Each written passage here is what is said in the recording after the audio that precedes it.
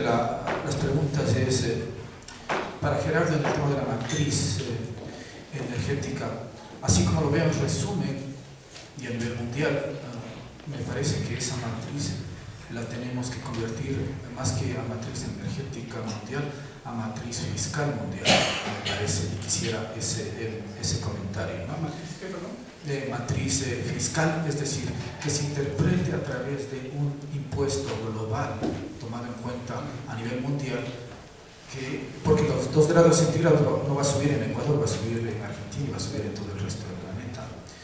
Entonces, no sé qué tan posible es Naciones Unidas, etcétera, ¿no? Una matriz fiscal de una vez por todas, ¿no? Luego para Miguel, eso, felicitaciones porque en poquísimo tiempo ha corrido tan rápido en el tema de los subsidios que tocamos algún momentito atrás, y le noto que ahora sí está de frente el tema, ¿no? De cómo retirar los subsidios, y la pregunta más bien en concreto sería si es que trabajó a esa velocidad en el tema de enfrentar por primera vez el tema de los subsidios, si de una vez ya tiene el texto del referéndum para quitar los subsidios en el Ecuador. Eso un poquito la pregunta. Mi pregunta es para el señor Miguel Castro y también que está relacionada con el señor Carlos Herrera. Es con relación, si estamos hablando de una política postpetrolera, principalmente para la Amazonía y a los índices de destrucción que vamos, ¿qué es lo que pasa con la ley de compensación social ambiental de Petroecuador? Ellos, cuando uno se les acude a que financien proyectos de forestación, ellos dicen que no están facultados por ley, porque ellos lo que están facultados es proyectos de educación y de salud. Entonces yo creo que eso es un grave error, porque si después de que nos acaba el petróleo nos vamos a quedar con las obras de infraestructura, porque la política de Ecuador estratégico se llama financia solamente proyectos de infraestructura, y también Petroecuador está financiando proyectos de infraestructura en lo que es la compensación social ambiental. ¿Qué pasa con los proyectos productivos? ¿Qué vamos a hacer después con toda la población que está ahí? ¿Qué va a pasar con todas las áreas deforestadas?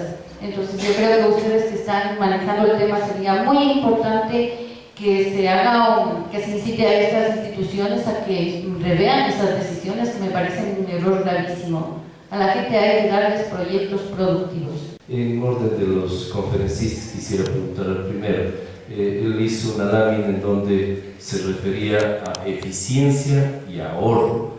Me parece importante que se aclare la diferenciación de aquella, porque realmente no son iguales los términos. Segundo, el tema, ¿por qué considera Miguel Castro el crecimiento mayor que tiene el uso energético en el país respecto de los países vecinos? ¿Cuáles a su juicio son las causas? Y tercero, para Carlos Larrea, ¿qué opina usted respecto de la política de llegar a que Ecuador sea un exportador de electricidad?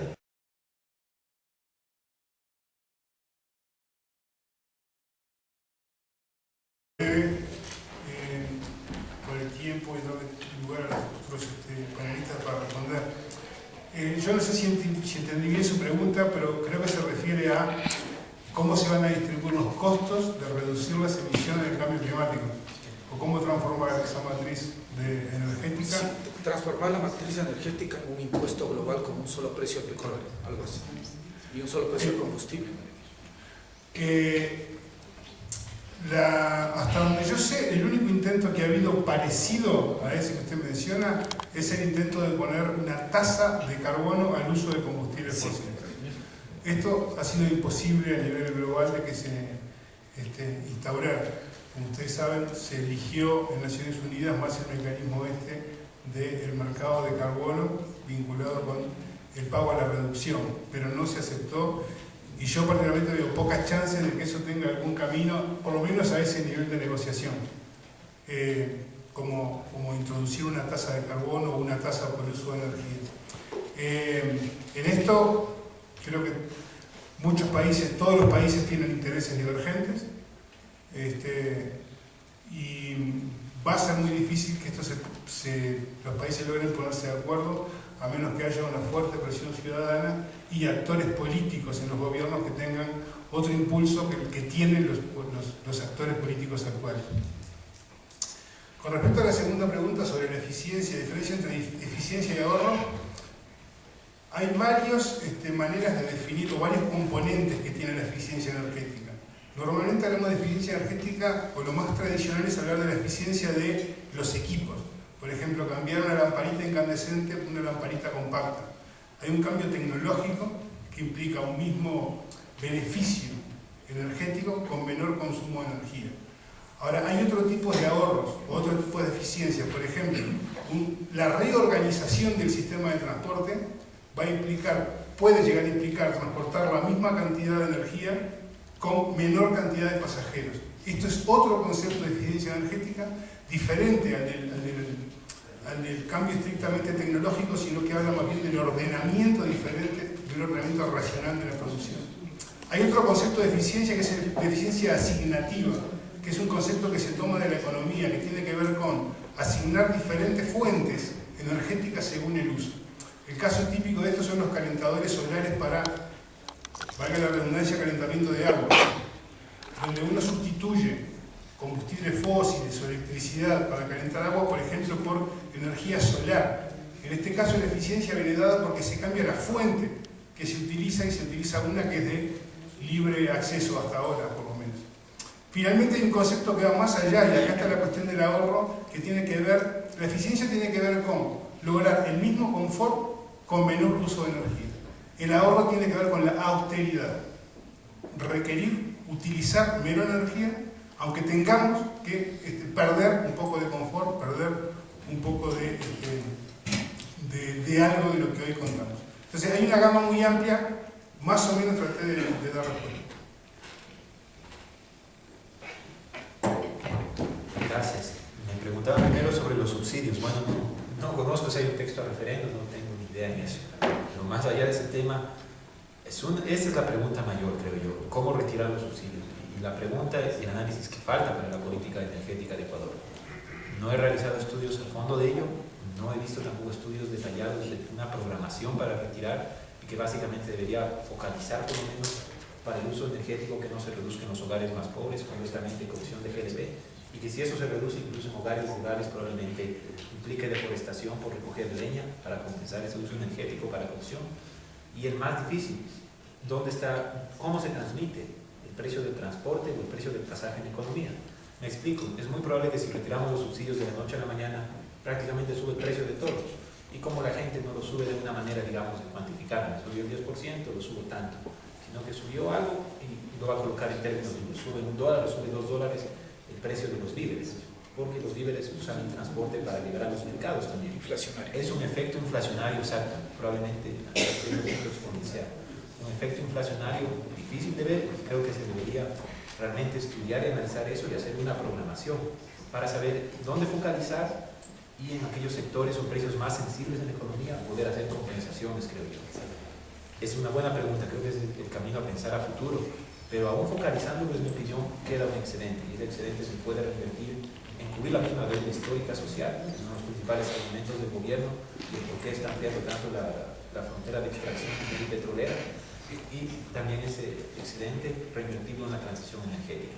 Ahora, en mi opinión, y por todo lo que les he argumentado, no va a ser fácil ni sencillo tener una transición energética, tanto en Ecuador como a nivel global implica costos, y no solo costos como el papel moneda, sino costos probablemente en nuestro estilo de vida, y al momento como no hay tecnología masificada que nos permita tener el lujo o el derroche energético que tenemos, no va a ser factible mantener este estándar de vida actual. O bueno, quizás al futuro lo hay, ojalá alguien que me escucha aquí pueda inventar esa tecnología y pueda masificarla, pero como no la tenemos al presente, tenemos que pensar en el otro escenario. Me preguntaban también hasta cuándo el petróleo en el Ecuador. Bueno, Carlos discutió mucho mejor esto, él dice que en escenarios más optimistas, 2042, 2048, podremos ser exportadores. En investigación concreta, en el libro que tienen en sus manos, en un estudio de la IRR, yo afirmo que es en base al 2030 que nuestra producción ya no va a abastecer nuestro consumo interno, pero a mí realmente no sé cómo leer las siguientes declaraciones. Hace 2 meses, me parece, en una sabatina también el presidente Correa, cuando hablaba de los 21 nuevos bloques que se quieren abrir en el suroriente, ojo, zonas donde no hay carreteras, y zonas que son también territorios nacionales indígenas. Achuar, Chilla y Zápara afirman, pues decía, puede haber más petróleo que el que ya hemos sacado en los 40 años. Uno ver afirmaciones como esa, bueno, prácticamente no sé quién asesora, no sé en base a qué se hacen, pero es la visión más dura de simplemente hay energía y del agua. No creo que sea tan sencillo el problema. Y lo otro que no he realizado investigación a fondo, pero es un tema gigantesco, es claro, el petróleo no es solo energía para Ecuador, ¿no? El petróleo es la mayor fuente de recursos fiscales y uno de los mayores sustentos de gasto público. ¿Qué hacemos si se nos agota? Esa es la gran pregunta futura. ¿Cómo transmuta nuestra economía? Y es uno de los principales motivos que nos llevó a realizar estos foros y a poner en la propuesta y en la reflexión pública. Ahora, la pregunta específica de la señora no conozco sobre esa ley de compensación ni sus mecanismos, no le puedo dar respuestas al respecto.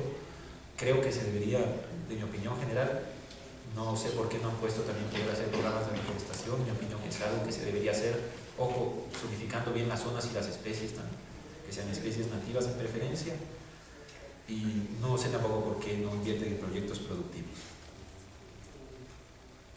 Y tengo una pregunta, ¿por qué Ecuador tiene el mayor crecimiento de la energía? En el libro yo citaba estos datos, no he hecho estudios a profundidad ni estadísticos de ello, pero una de mis primeras hipótesis y la más sencilla, que igual argumenté aquí, por el subsidio energético. Recordemos que no solo son subsidiados los derivados del petróleo, también es subsidiada la electricidad, y no solo para los más pobres, es subsidiada para las industrias. Entonces, una razón por la cual se alienta un derroche energético, y eso lo muestran los datos, es los subsidios en Ecuador. Voy a contribuir a las respuestas a algunas preguntas que han sido parcialmente respondidas también.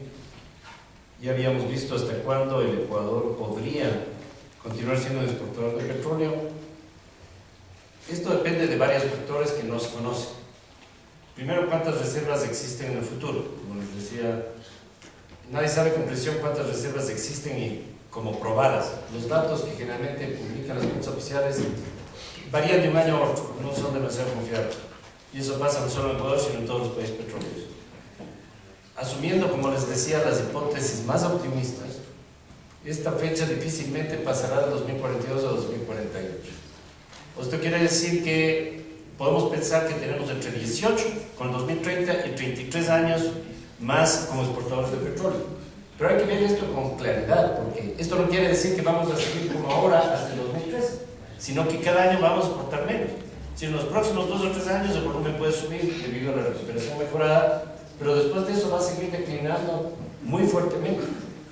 Entonces, desde ese punto de vista, cada vez vamos a tener menos barriles exportados, lo que significa que tanto la participación del petróleo en las exportaciones totales como en el gasto fiscal, de hecho, va a disminuir. O sea, lo que es bien claro es que ya estamos reduciendo, o sea, estamos ya en un periodo de declive. Y eso, a juzgar no por proyección, sino por los datos del Banco Central, está claro, las exportaciones netas de volumen han caído ya desde el 2004 en un 23%. 23% es la cuarta parte. O sea que si antes exportábamos 4 barriles, ahora estamos exportando 3, y eso ha pasado en 8 años. Y eso va a seguir ocurriendo. Como les digo, este proceso puede ser detenido no más de 3 años. ¿Cuál es la transición? Bueno, esta es la pregunta más importante. Pero a su vez, para esa transición también tenemos como 2 opciones posibles, de lo que yo veo en las políticas públicas. Hay algunas personas que piensan que en el corto plazo la minería puede ser una salida. ¿Sí? Pero yo personalmente pienso que esto es muy difícil. Por varias razones. Principalmente porque la minería es también un recurso no renovable. En el proyecto Cóndor Mirador, por ejemplo, las reservas están planteadas para 15 años. Esto significa que en el momento que vamos a dejar de exportar petróleo, también vamos a cerrar el proyecto Cóndor Mirador. El Ecuador no tiene reservas importantes de cobre. Pueden ustedes ver en las fuentes, las reservas de cobre más grandes del mundo están concentradas en Chile en primer lugar, en segundo lugar en el Perú. El Ecuador ni siquiera está mencionado entre los países con potenciales reservas importantes. El tamaño de las reservas que existen es pequeño, internacionalmente comparado. Segundo, la concentración de esas reservas es muy baja. Vuelvo al Cóndor Mirador, 0.4%, les decía. ¿Sí? No vamos a exportar cobre, no tenemos capacidad de refinación. Lo que vamos a exportar es un lodo que tenga una concentración más alta de cobre. ¿Sí? Lo que significa un enorme gasto energético. lo que significa evidentemente un enorme impacto ambiental. No existe ninguna tecnología en el mundo con minería a cielo abierto que permita reducir un enorme impacto ambiental en términos de contaminación del agua. Y los volúmenes de agua que se necesitan son simplemente gigantescos. Entonces, por todas esas razones, aún en el caso de que se implementen todos esos proyectos, parecería que esto, pensando en el largo plazo, no es una alternativa. En el mejor de los casos podría mejorar las condiciones fiscales y las condiciones de vida en el Ecuador, lo cual requiere mucho más condiciones en un periodo relativamente corto. Pero si estamos hablando de aquí a 30 o 40 años, no va a resolver.